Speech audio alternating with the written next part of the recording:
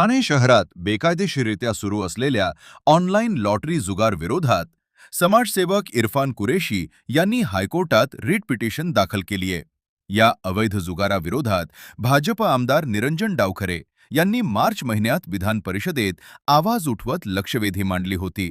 त्याचबरोबर समाजसेवक महेश मोरे यांनी देखील या बेकायदेशीर ऑनलाईन लॉटरी व गेमिंगच्या अड्ड्यावर धार टाकून हा सर्व गोरखधंदा उघडकीस आणला होता. समाजसेवक आणि लोकप्रतिनिधींकडून वारंवार हा गोरखधंदा सुरू असल्याचे प्रशासनाच्या निदर्शनात आणून देऊनही हा धंदा अद्यापही राजरोसपणे सुरू आहे. हा धंदा कायमस्वरूपी बंद होऊन बेकायदेशीरपणे धंदा चालवणाऱ्यांवर कायदेशीर कारवाई व्हावी यासाठी आता इरफान कुरेशी यांनी हायकोर्टाचे दरवाजे ठोठावले. या प्रकरणात गोरखधंदेवाले त्यांना पाठीशी घालणाऱ्या संबंधित अधिकाऱ्यांवर कारवाई झालीच पाहिजे अशी मागणी कुरेशी यांनी रिट पिटिशनच्या माध्यमातून केली आहे. मेरा नाम इरफान कुरेशी है. मैं एक सामाजिक कार्यकर्ता सोशल एक्टिविस्ट हूँ और इस वक्त मैं हाई कोर्ट में आया हूँ ऑनलाइन गेमिंग के मुद्दे पर, जो कि थाना डिस्ट्रिक्ट में बड़े पैमाने पे चल रहा है और बहुत ही ज़ोरों शोर से चल रहा है. तो मैंने कई मरतबा हमारे थाना ज़िले के जो हमारे पुलिस आयुक्त साहब है आशुतोष डुमरे, उनको भी मैंने तकरार दी. वागले पुलिस स्टेशन में भी हमने ये तकरार दी, मुमरा पुलिस स्टेशन में भी हमारी ये तकरार है. और थाने ज़िले में जैसा कि तकरीबन कुछ 300 से 350 ऐसे अवैध गेमिंग जोन है जो ऑनलाइन चलाए जा रहे हैं, जो अवैध कसिनो है ऑनलाइन, जो ये जो लॉटरी के माध्यम से अलग से उनके कैबिन बनी हुई है कसिनो की, जहाँ पर ताज पत्ते है और जो रूटिंग जो टिकट निकलती है वो गेमिंग चलाया जा रहा है.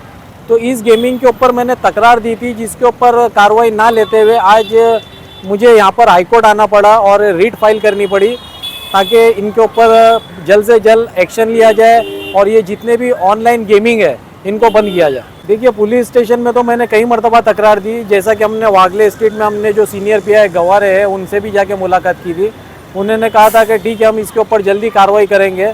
बाद में उन्होंने वहाँ के जो एपीआई देवकर है उनके पास भी गए और उनका नाम दिया था, देवकर साहब से मिल लीजिए. तो देवकर साहब के पास गए हम, तो उन्होंने कहा कि हमको ठोस एविडेंस चाहिए, कि हमें पता होना चाहिए कि ये अवैध है या नहीं.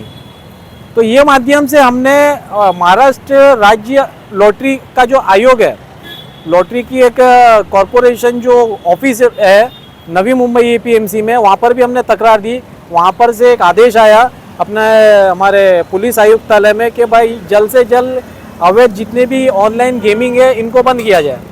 तकरीबन 6 से 8 महीने से इसे फॉलोअप कर रहा हूँ, लेकिन मुझे लगता है कि पुलिस प्रशासन द्वारा मुझे न्याय नहीं मिल रहा है. और इस अवैध कारोबार को बंद करवाने के लिए जब मुझे न्याय नहीं मिल रहा है, तो अब मैं हाई कोर्ट में इसकी रीट फाइल करने आया हूँ और आज हमने उसका रीट फाइल कर दिया है. ये एडवोकेट जैसा कि जो मैंने रीट फाइल किया है, हमारे एडवोकेट है समीर मर्चेंट, उनसे मैंने बात किया. उन्होंने भी हम मेरे केस को जो मैंने अवैध जो ऑनलाइन गेमिंग के बारे में उनको जो विषय बताया, जो मैंने मेरी आरटीआई के माध्यम से और जो मैंने मेरी तकरार बताई, उन्होंने बहुत ही अच्छे से रीड किया उसको. और एविडेंस में मैंने उनको जीपीएस फ़ोटोज़ वगैरह भी दिए, जैसा कि थाने टाउन का भी दिया है, वागले स्ट्रीट का भी दिया है, और कई जगहों की मैंने जितनी मुझसे फ़ोटो प्राप्त हो सकी वो जानकारी मैंने हमारे वकील साहब एडवोकेट मर्चेंट को दिया है. और इसकी रीट फाइल करने का जो प्रोसेस है वो आज से हमने स्टार्ट कर दिया. उन्होंने कहा कि सबसे पहले हम नोटिस देंगे, नोटिस देकर हम ये जो भी पुलिस स्टेशन को है उनको सूचित करेंगे कि आप कार्रवाई लेते हो या नहीं लेते हो. तो मैंने उनसे ये कहा कि अभी इनको नोटिस देकर कोई मतलब नहीं है, क्योंकि ऑलरेडी हमारी इतनी तकरार चले गई है. तो मुझे नहीं लगता है कि इनके ऊपर जिनका भी आशीर्वाद हो या प्रशासन के ऊपर दबाव हो, तो मुझे नहीं लगता है कि ये लोग किसी भी किस्म की जो है कार्रवाई करेंगे इनके ऊपर. तो मुझे लगता है कि कोर्ट के माध्यम से और हाई कोर्ट के न्यायालय के अनुसार ही मुझे अगला कदम लेना होगा इस पर. कि अभी जो सूत्रों के अनुसार कहो या मैंने जो देखा हूँ, मेरी जानकारी के अंदर तकरीबन मुझे लगता है 300 से 350 ये अवैध इनके शॉप हो गए. तकरीबन 300 से 350 है. आज सबसे ज़्यादा दीवा के अंदर और मुमरा जैसा थाने टाउन, अपन थाने स्टेशन से बाहर निकलोगे तो थाने टाउन पुलिस स्टेशन की हद में ही आता है. आप स्टेशन से बाहर निकलोगे, सामने 5-6 दुकान है. आप गली में जाओगे वहाँ पर 2-3 दुकान है. वागले स्ट्रीट में कम से कम 5 से 6 अपना ऑनलाइन जो गेमिंग का जो दुकान है वो चल रही है.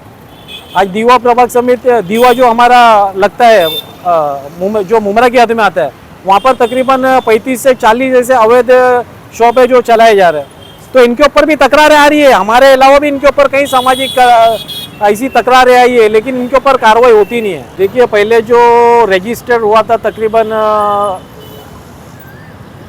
10 या 15 साल पहले, राजश्री जो ऑनलाइन जो महाराष्ट्र शासन द्वारा इसको मान्यता दी गई थी कि इसे हमारी सरकार द्वारा चलाया जा रहा है, जिससे ये जितने भी धंधे वाले जितनी भी दुकानें ये हमारे तहसील में महसूल अदा करते थे, एक महसूल एक टैक्स देते थे।